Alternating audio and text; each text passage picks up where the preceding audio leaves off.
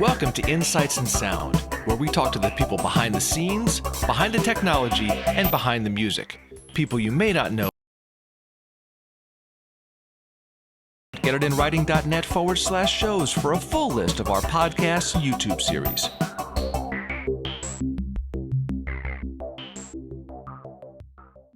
My guest is Steve Postell. He is a musician, composer. I'm going to cheat here and read off a few of your credits. David Crosby, Neil Young, Robin Ford, Dave Koz, Richard Thompson, John Oakes, and Jackson Browne, who we have to thank for the use of the studio.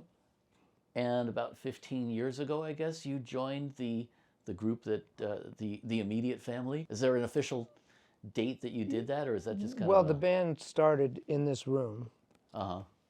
Probably 6 or 7 years ago. We all played together for many years. But started right over there. I just want to start with a little bit of your background. You are a classically trained guitarist. That is true, and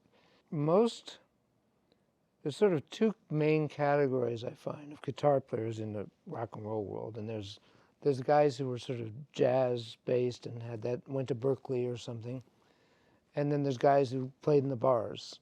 And then there's outliers like me who actually played classical guitar. Yeah, it's interesting, especially because a lot of people who come up on classical don't necessarily have the improvisational gene.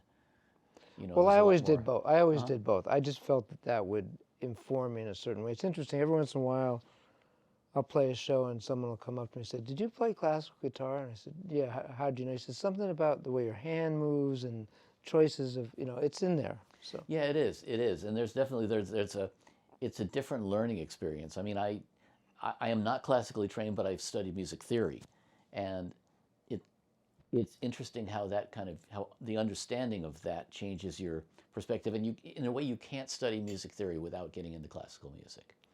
Well, you can do the jazz route, which is very powerful, and I think the theory is stronger. That's true. That's true. And I think the people with the greatest ears are actually the great jazz musicians, more so than the classical.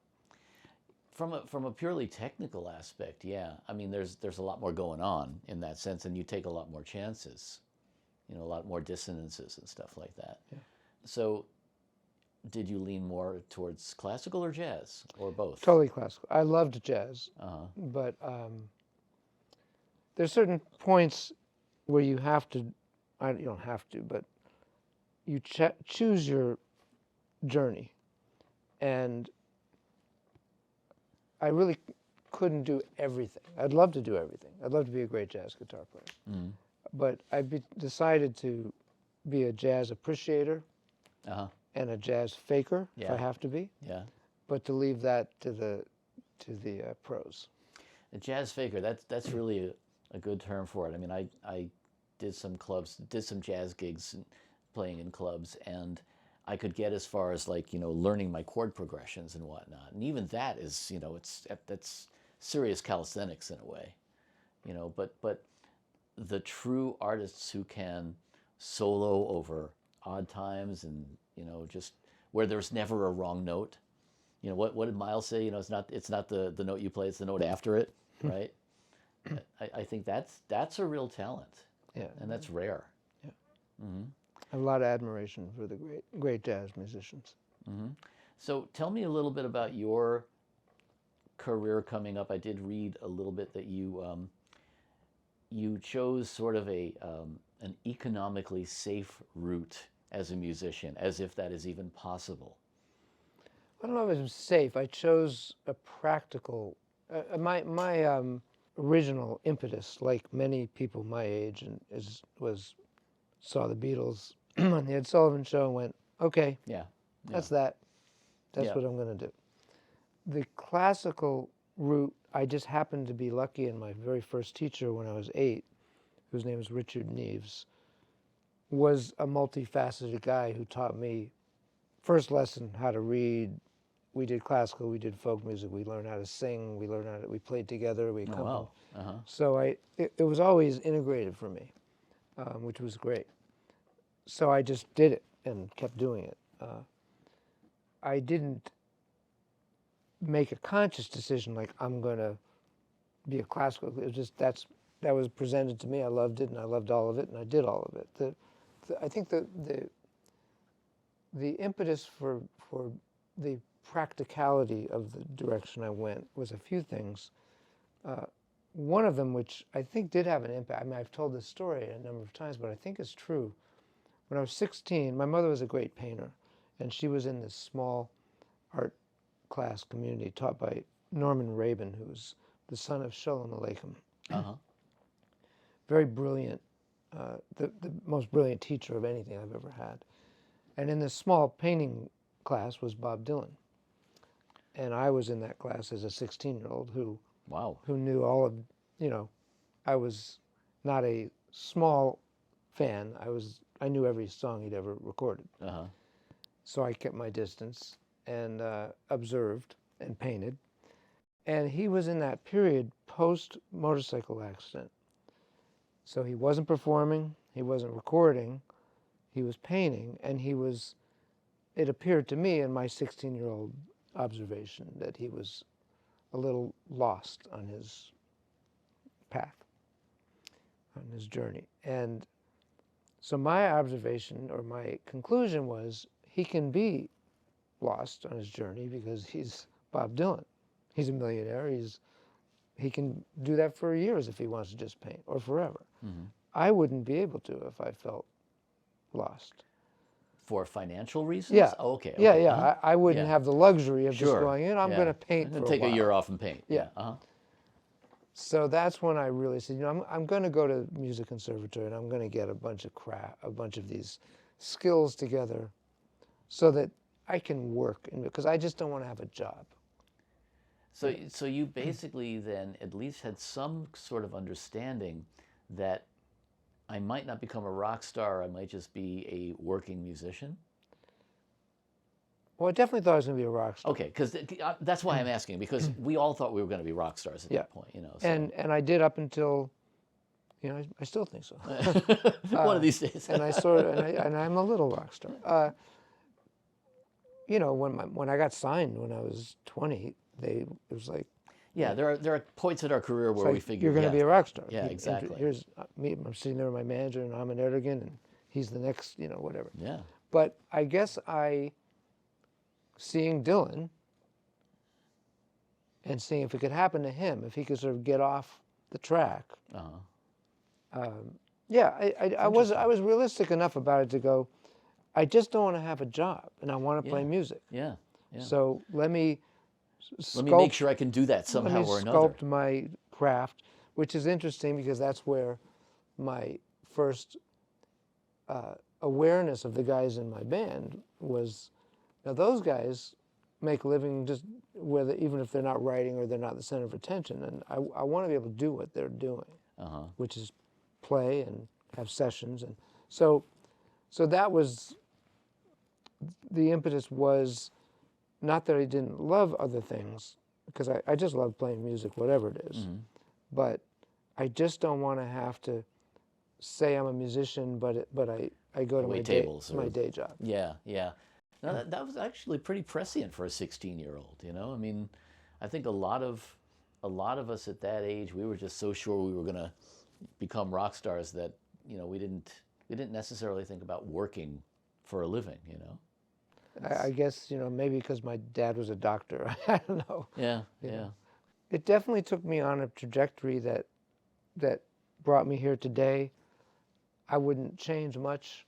I sometimes think when I'm hanging out with like Jackson Browne or somebody who never did anything else, wonder, what if I'd had just been a singer-songwriter?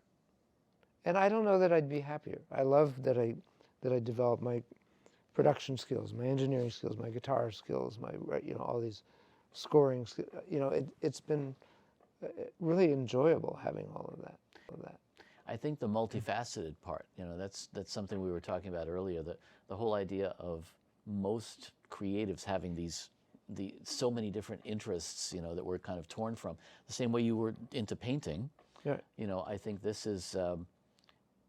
Do we ever have to decide what we're going to be when we grow up if we don't really want to grow up? Not really. Yeah. I like that it I get to, we were talking about right brain, left brain. Mm-hmm. I'm very comfortable with technology. Uh-huh. I like it, as I can tell you do as well.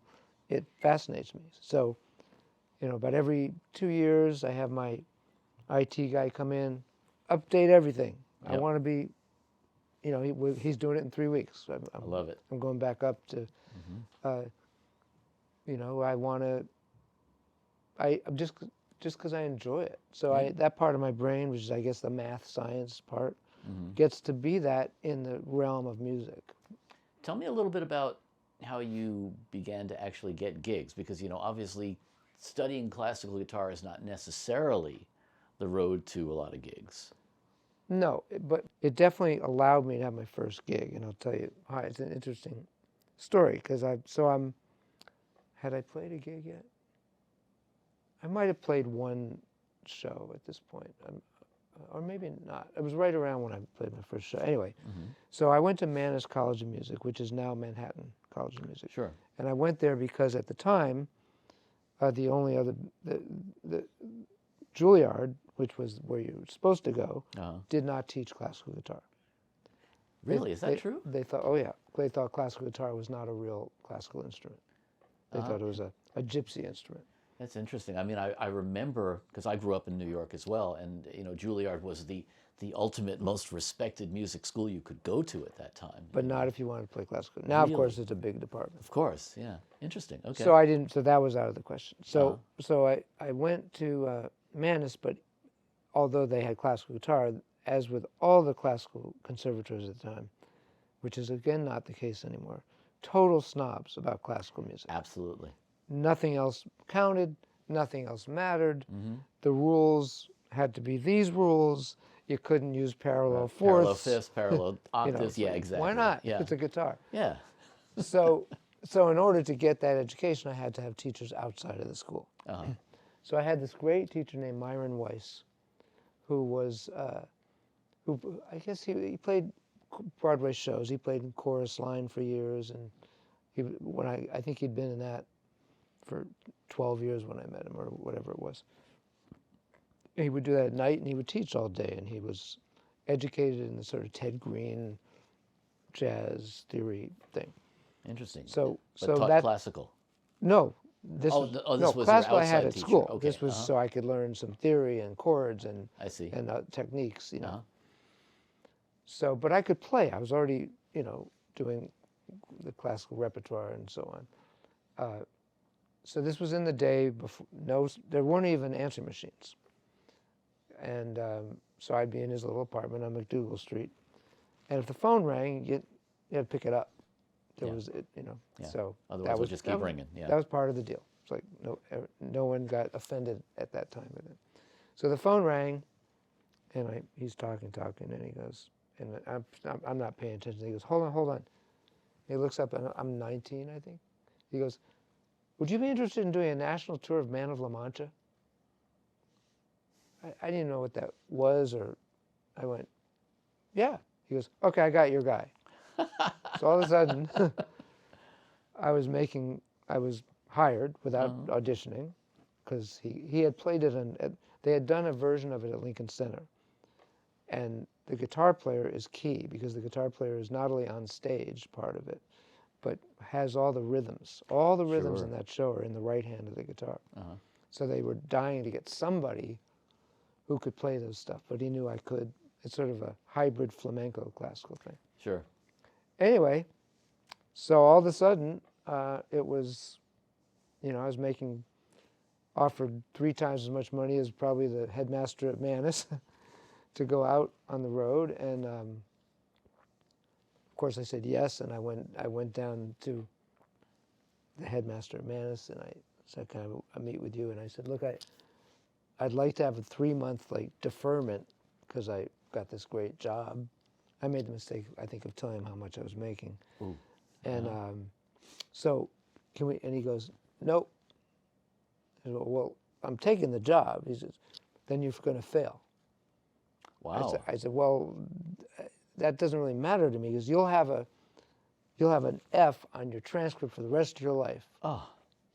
And I went, the last person who's ever going to see that is you. And I quit. I walked out. So you're a proud dropout. Absolutely. So, But that must have been, I mean, that was real college. Going on the road with that. oh, with it was, that, I mean, oh, that must have been. it was fantastic. Yeah. I mean, so I went from no gigs to a highly professional gig and tour. And of course, that led to many other things. 'Cause Sure. you meet the conductor and other musicians, and then they call you for, and that world was film and television and jingles, and so that definitely, if I'd Yeah. had a different call, maybe I would have been playing on more records and stuff. But at that time, it got me into that other world. I mean, in certain ways, that's a more demanding world. I mean, especially if you're doing jingles and stuff like that, you really have to come up with you have to be much more stylistically versatile than if you're just doing sessions. Yeah, I had to learn to sound like different people. And that's Yeah. another thing we say in the movie, the Immediate Family movie, is that whereas those guys were called to be themselves, like, we need Waddy Wachtel on this song. Right. I would call in and say, could you play like how about like Waddy Wachtel? So I had to be more of a chameleon. Yeah. Yeah. I mean, that's a lot of hard work too, but obviously with a lot of networking opportunities for you. Right off the bat. So that was just how it went for me. It wasn't planned.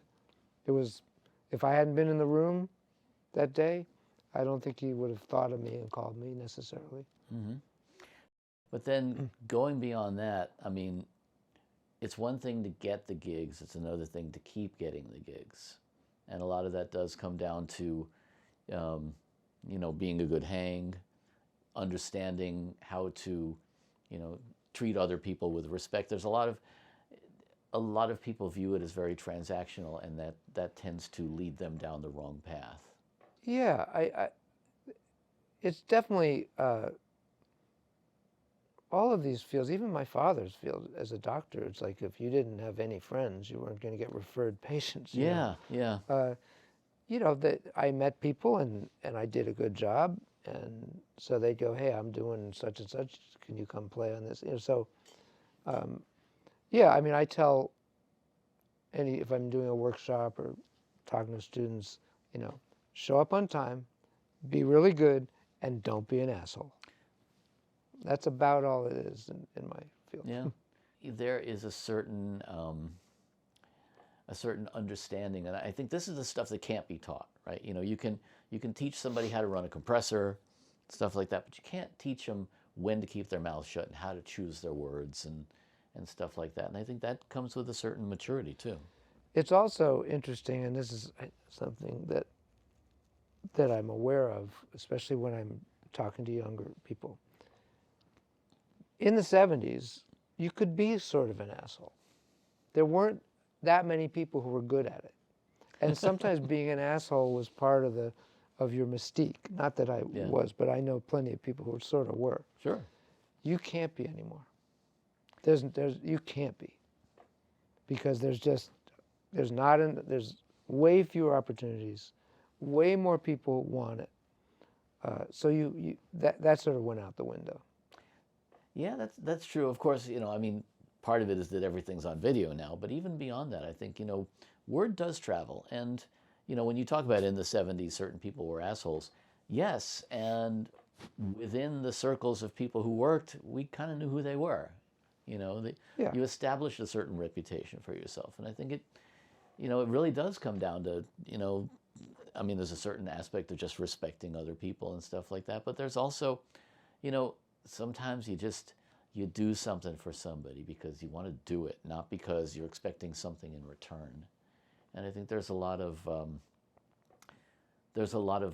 especially when I talk to younger people, there's a lot of thinking about opportunities.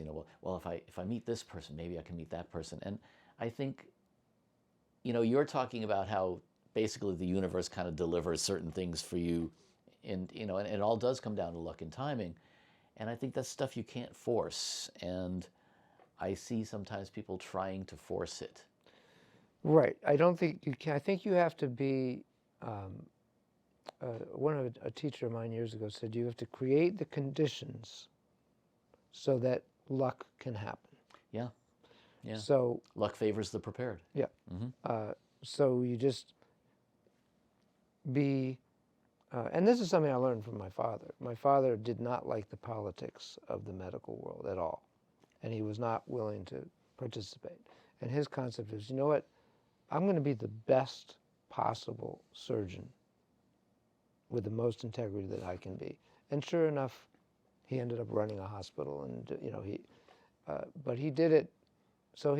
That was a real model for me. Like, just try to be a good guy and work really hard. And I to this day, I mean, I practice every single day. Mm-hmm. You know, I don't take it for granted. You also said the I word, integrity, and I think that's a big one, man. You know, and that's one that a lot of times people expect artists to kind of cut corners, you know, because we're artists. And I don't think that that's a justification for, you know, flaking or whatever other, you know, I mean, your word is your bond in that sense. Word's your bond. There are times when you are presented with, let's say, you have two offers at the same. I mean, you know, Yeah, sometimes we have to say, "Hey, I'm sorry, I just can't do this thing." Mm-hmm. But having people be able to trust. The most important thing, I think, for me is people trust that if I show up, I'm going to be prepared, I'm going to be professional, and I'm going to bring the best I have to offer every time. There's no, for me, there's no 80%. Mm-hmm. Now, the flip side of that is you can be too much of a perfectionist. True. You can lose sight of the big picture if you get hyper focused and sort of hyper vigilant. So you have to learn, which I mean, back in the jingle days when we were first working with digital samples and stuff, we'd spend 2 days on a hi-hat part. Oh yeah. Yeah. I'm not exaggerating. I know. Like, well, what do you know, like, let's you know, because we could, Yeah. and it was new. Well, it was a waste of time. It was a good learning experience, you know, but I would never even think of doing it because we were so microscopic about that where was the big picture? So there's a balance. Yeah. Well, you know, that brings up something that you know, another thing that I find is rather endemic is that when we had fewer options, we were more creative. You know, Fewer options now, was great. Yeah, you know, now we really do. We obsess about the sound of a kick drum for a day and a half. You know, we try every preset on every synth. You know, all Well, of I these, don't. Well, no, but I'm saying We can't. collectively You can't, we yeah. can, and having that option, I think, it's almost paralyzing. You know, we had to make fewer things work. Oh, 100%. You know, if you had 8 or 16 or even 24 tracks, or 23, because Exactly. You had to make them count. Yeah. Yeah. You know, I remember the first record I ever made was in a studio called Media Sound, beautiful studio on 57th Street in New York. And in Studio A, Barbra Streisand was making a record. Now, I didn't see this. The engineer told me, so if it's not true, it's not true. But I don't see why it wouldn't be. He would come and do our session after doing it with her.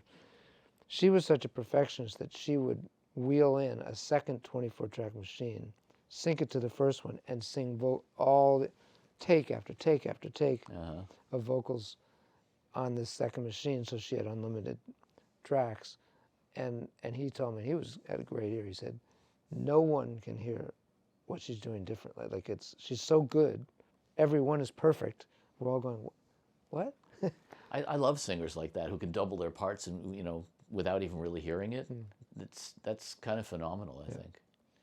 But yeah, I mean, I love the idea of limiting the number of tracks you have in a way. You know, I mean, if you listen to a lot of that older stuff that was recorded on analog, you know, the fact that we only had like 2 or 3 shots at a vocal, you know, you get a linear performance. Absolutely. I mean, Danny tells a story in the documentary that famous solo on "It's Too Late Now." They all were in the room, and she just turned to him and he just played it. whatever comes up. That's Yeah. the solo that's on the record. Yeah, And I think that's, that's part of it too, is being able to improvise like that, and just rise to whatever it needs. And sometimes nobody knows what it needs. You know, I take great advantage of having the capacity, since I have a nice studio. Usually a lot of the past few records we sort of start here at Jackson's at Groove Masters and then take it to my studio. So I'm often alone, and I'll take 20 solos, Sure. because I can, and I enjoy it, and I have the flexibility to fool around with it. I won't do 20 vocal takes because that's different. I know the song, I'm singing the song. If I'll do 4 at the most, because if I'm not getting it, something's wrong. But with solos where it can be, the sky's the limit, I'll sometimes go on and on. And will you then spend hours and hours comping the perfect solo out of those? Days. Yeah, I mean, that's something that we can do now. At the same time, I think there's an art form to being able to do it all at once. I mean, Both are great. You will not get your perfect take, but what is that perfect take? Your head, if you know that you're trying to get a take, Yeah, if you know what you want. you think differently. You just do. It's like the difference in when you're playing live. When I'm in the headset, I'm going to just keep playing and play all different stuff. That's just a different headset. It is, and it takes a real understanding of the big picture. I've always been in awe of people like a Stevie Wonder or a Todd Rundgren or someone who can hear the entire song, lay down the drum track without anything else there, and then build the rest of the track to that. That, I mean, it takes really a certain understanding. McCartney was like that. McCartney was like that too. Well, Prince. I did a session with Keb Mo in my studio, and so he called me from, I guess he lives in Nashville. He said, "Do you have a bunch of instruments?" I've got. If it has strings on it, I have it, so don't worry.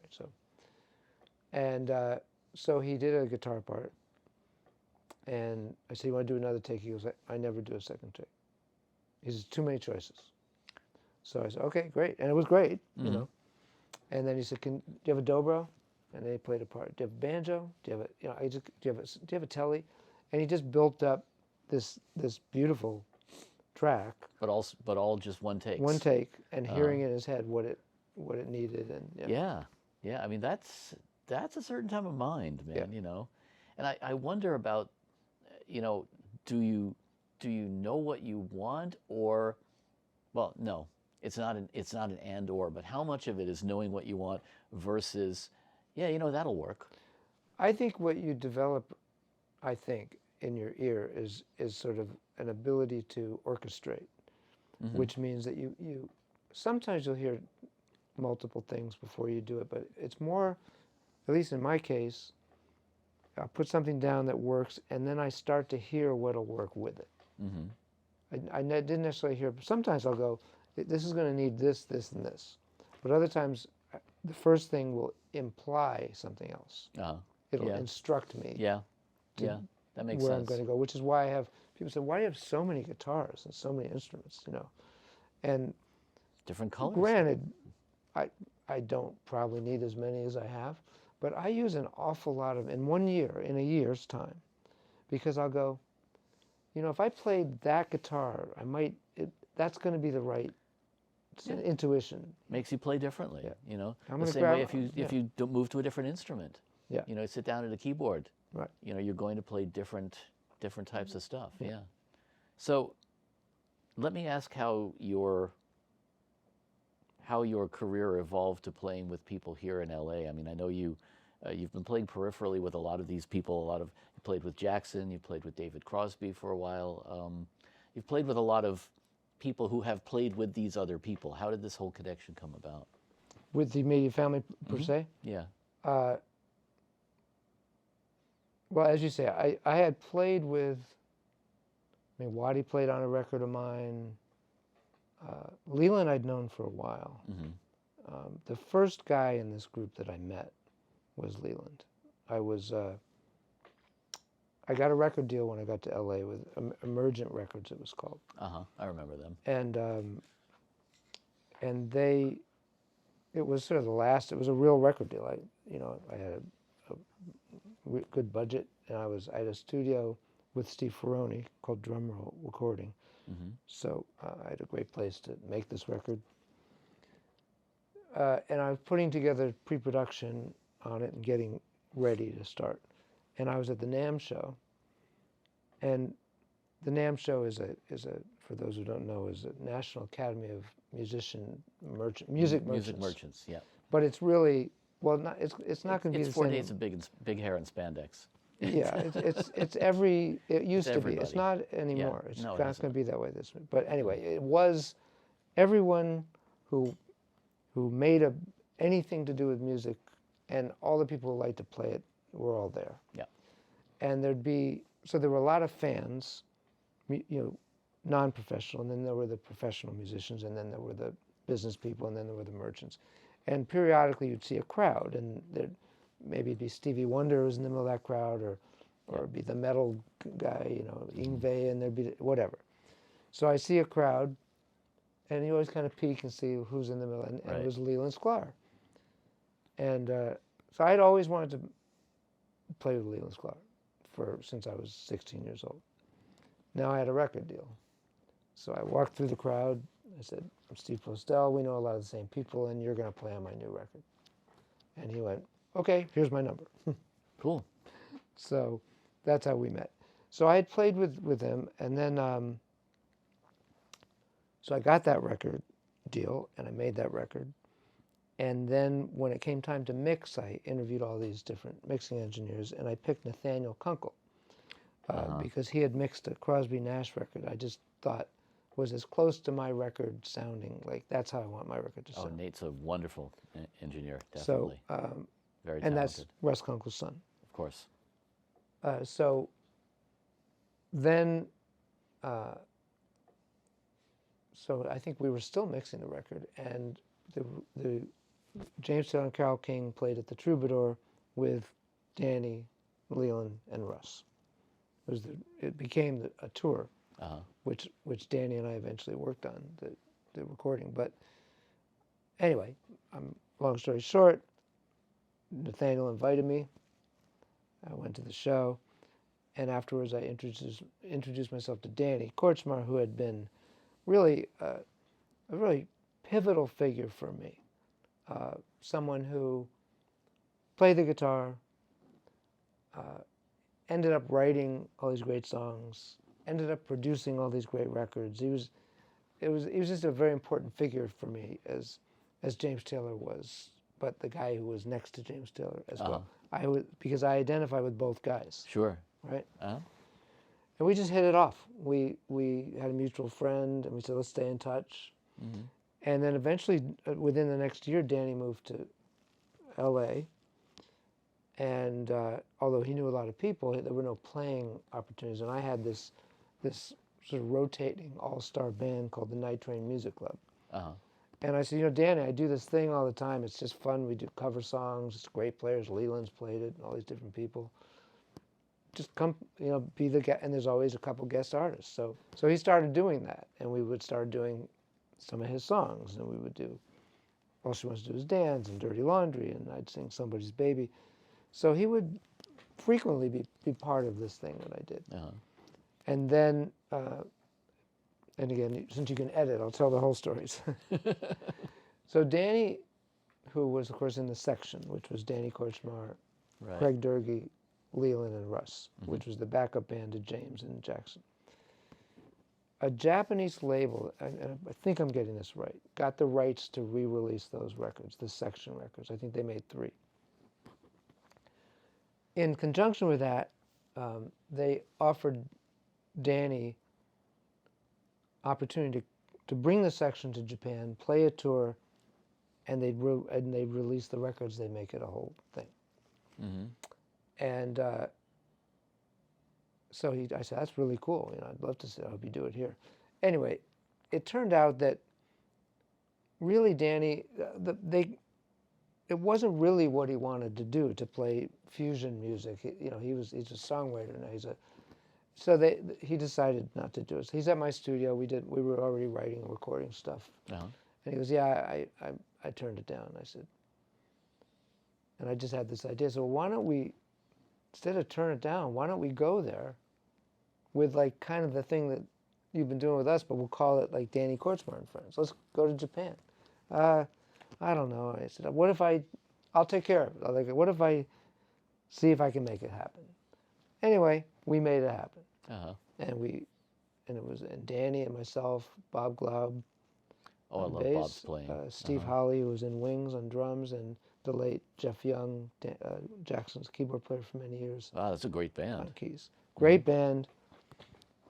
And we go to Japan, and while we're there, Danny had been in negotiations with that label to do his own record of the hits that he had done. So I think they solidified it in meetings while we're there. We come back.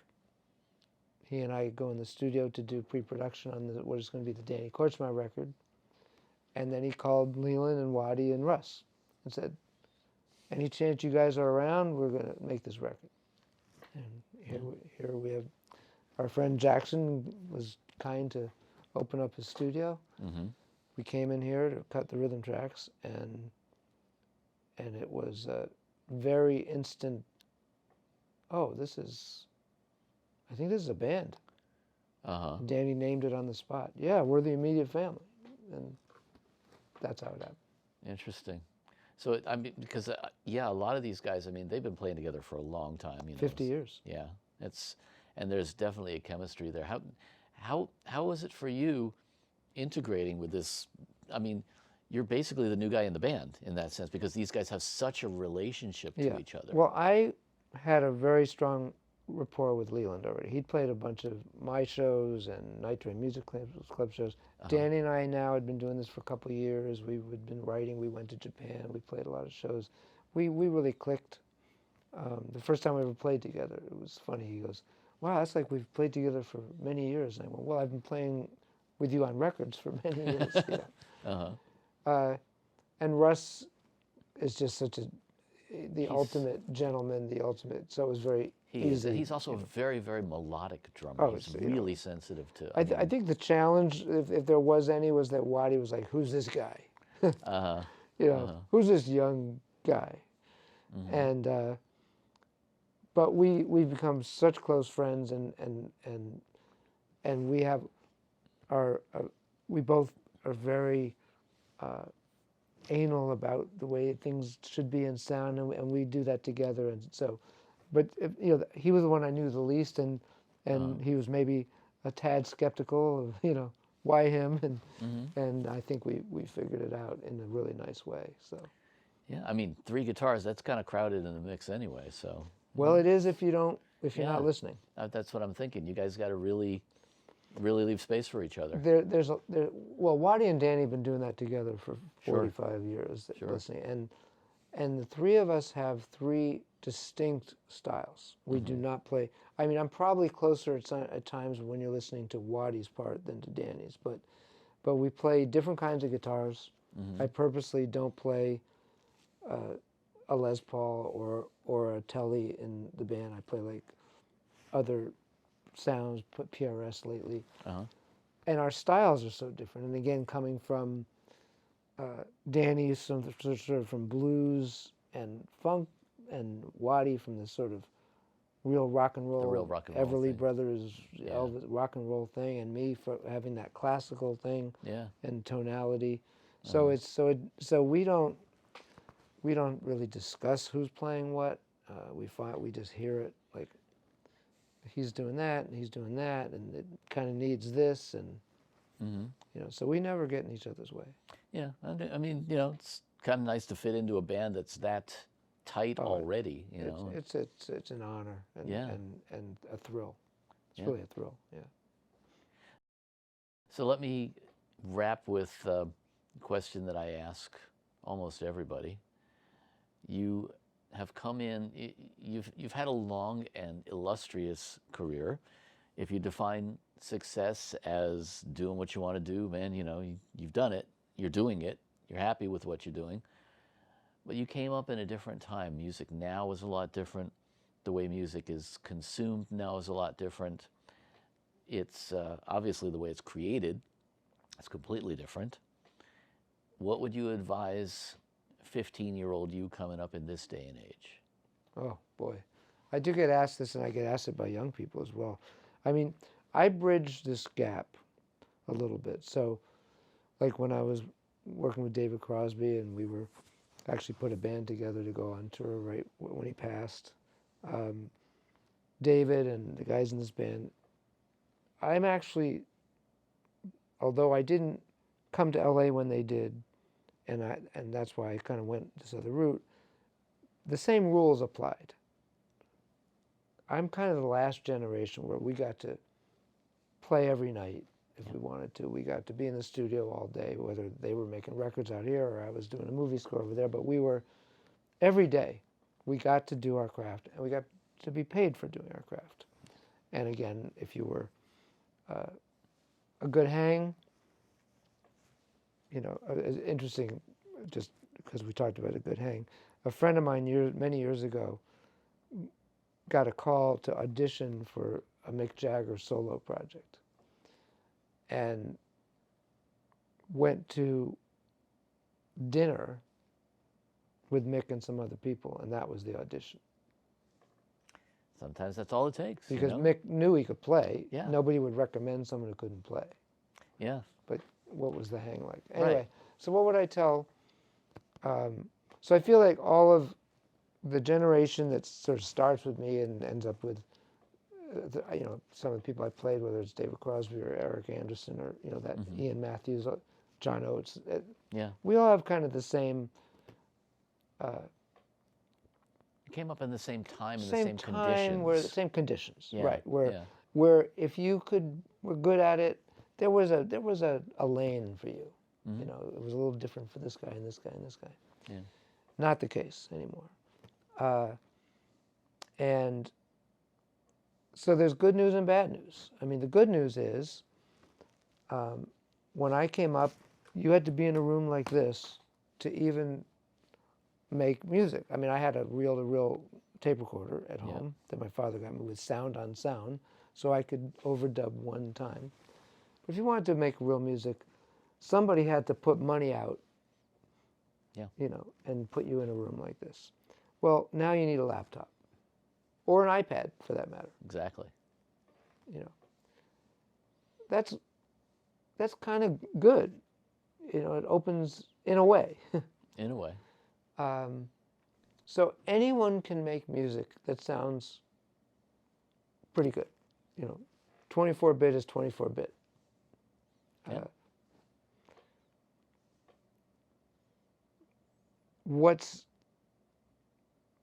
Okay, there's way less opportunity to actually get paid to do these jobs. Yes. Way less opportunity. Part of it is because people can do so much, because I have a recording studio and I can do whole movies. I've done a number of movie scores. There's not one other person ever walks in the room. Well, you couldn't do that 30 years ago. Yeah. 30 years ago, there would have been 30 people who walked in that room. Yeah. And the engineers and the studio. So all being paid scale. So all these people would have gotten paid for something that now I do alone. Yeah. So that's one thing. Way less opportunity. Another thing is that technically, I don't think there's ever been a better crop of people than young people who want to do it today, because they can learn from day one on the internet, and they can get really proficient. Good point. You can learn anything you want. Yeah. You know, if I wanted to learn the solo from Hotel California, I had to take the needle, put it on it, learn 3 notes, put it on it again, put the headphones, put it on again, maybe slow the thing to half speed.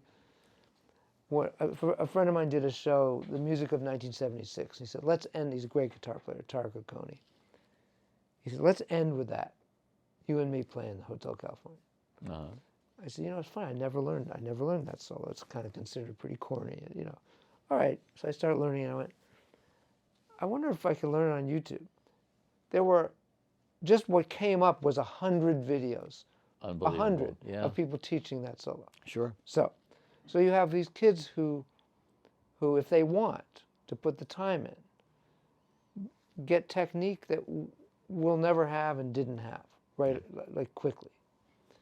But they have no experience of doing it with other musicians, as you talked about. They don't have bands. They've never had a gig. And they've never lived life in a certain way. Yeah. I mean, playing in Gramercy Park, or with my guitar case in front, is where I Right. met Chris Whitley. I was on one corner and like, hey, there's a guy, and 2 blocks away. He was great. Who is he? He wasn't signed. It was like, playing in those clubs and CBGBs and the Lone Star and the Bitter End and all the time, and then going to see your friends play all the time, and then Yeah. going to see every weekend your favorite artists. And it wasn't like Ticketmaster. You just walk in there and get a ticket and go. Yeah. So there's a depth that's hard to come by now.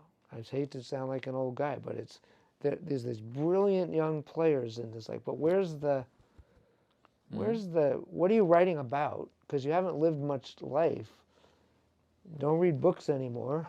One thing I'll tell you about all the guys I know, from Jackson to almost every time I saw Crosby, he handed me a book. You got to read this. Yeah. Yeah. Well, that informed his songwriting. Absolutely. Okay. Yeah. So it's a tough thing because there's not that much work. Mm-hmm. You pretty much have to conquer social media to have anything happen. And you have to stand out somehow, usually by imitating other people. Which is kind of a shame. Which is a shame. Yeah, but the record company credo in the early days was, oh, you've got a Bob Dylan, we're going to get a such and such. We're not going to get a Bob Dylan. You have that. Yeah. We want something different. Exactly. We'll get the Doors. You got the Doors? Oh, we'll get Creedence Clearwater. Mm-hmm. Every artist was completely different, and that's what the people with money wanted. Yes. So I know music will live forever. They sold more guitars last year because of COVID than in the last 20. Mm-hmm. But people listen differently. They create it differently. Yeah. How you make a living at it, I think you have to. One of my, I don't teach a lot, but one of my kids who was very talented, so he could play like at 5 million miles an hour and all this stuff, but he couldn't play a simple melody. So we got down to brass tacks and how do you play melodically and how do you hear a melody in your head. But I told him, just be really good, learn this stuff, be a good guy, and he got a gig on a cruise ship. Yeah. Permanent. It's a gig. He gets paid. He's got money in the bank. He's playing with other musicians. He's got a place to stay. Yeah. No, it's great, right? So he got a gig. And another one of my students built a studio, and he has his friends come over, and now he's recording all his music. So you have to be really proactive, use ingenuity to differentiate yourself. But I still think be as good as you can. Have integrity, don't be an asshole, and create the conditions, however that looks. If it means having a YouTube channel and doing something interesting, play with other musicians, because then you'll meet other musicians. It's not easy. It's never been this hard to make it's the easiest it's ever been to make music. It's the hardest it's ever been to get paid to do it. Yeah, that's true. But all those rules still stand. Still stands if you're going to have a shot. And I don't know what the future brings, because there's such a sea of content available, and there isn't a lot that's dramatically either different or stands out. It probably is somewhere, but you're not going to find it. It's harder to find. It's true, Well, But this is a challenge I put to people. So, music's just as good. I said, okay. The last iconic artist that I can think of, who if the human race is around in 300 years, they'll be playing, was Prince. Name me someone since Prince.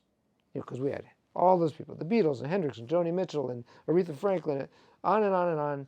Prince, maybe at this point you'd say Nirvana.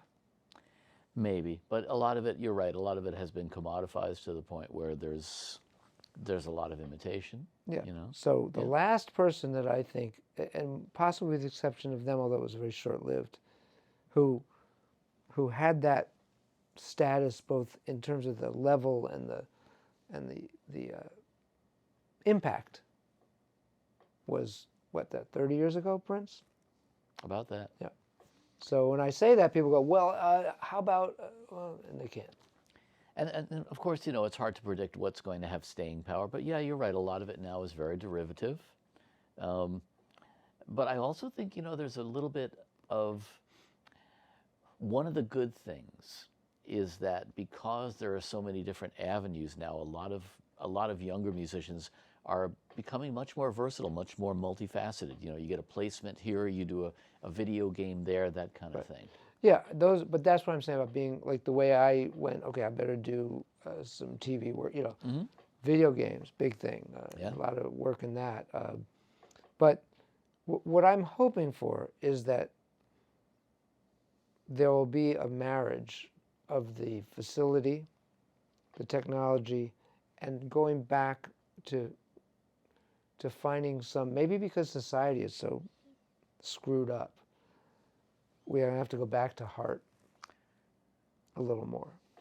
Because you hear bits and pieces of, like, that's pretty powerful, that's pretty interesting. Like, you know, combining these things in some way. Look, the way when Hendrix picked up a guitar, you know, no one had ever done that before. Yeah. Well, there's still plenty of room for that with all these sounds and these, but it's got to get deeper. You know, when I turn on and there's these people making hundreds of thousands of dollars a gig and they're DJs, right? And what they're doing is, honestly, I could do it, and I could fake that. You couldn't tell that it wasn't that without even listening to what I was doing, just throwing a bunch of stuff on it. That's not going to last in terms of its impact on the world. I mean, it's very, we have the technology, let's put it that way. We have the technology to beat stretch and everything like that. That stuff is, you know, you can debate with people whether or not that's an art form. I think it's an art form. I think it's an art form. Absolutely. I think it's valid, but I think you're right. I think, you know, going back to having some heart, you know, writing songs about things, Something. you know, Like I mean, yeah. Yes. So that stuff's an art form. Yeah. I would like to see a young Stevie Wonder go, okay, I get what they're doing there, but, you know, there's a lot of people making music who aren't musicians at all. At all. Yep. And now with AI and everything, there's going to be more and more of that. So I'm hopeful that there will be some young people who rebel against the way the world's moving in terms of its politics, in terms of its global, whether it's climate and in terms of the creative potential. Yeah. That's what I want to see. We need a new anthem. You know. Yeah. And I think it's possible, and I think it'll happen. I think there will be. I'm hoping to get surprised. I want to be surprised. I want some young person to blow my mind. Hasn't happened in a long time. Amen, brother. Steve Postell, thank you for being my guest. Thanks for having me. It's been a pleasure. Hey, I'm Daniel Keller. Don't forget to hit the subscribe button and join us each week for Insights in Sound.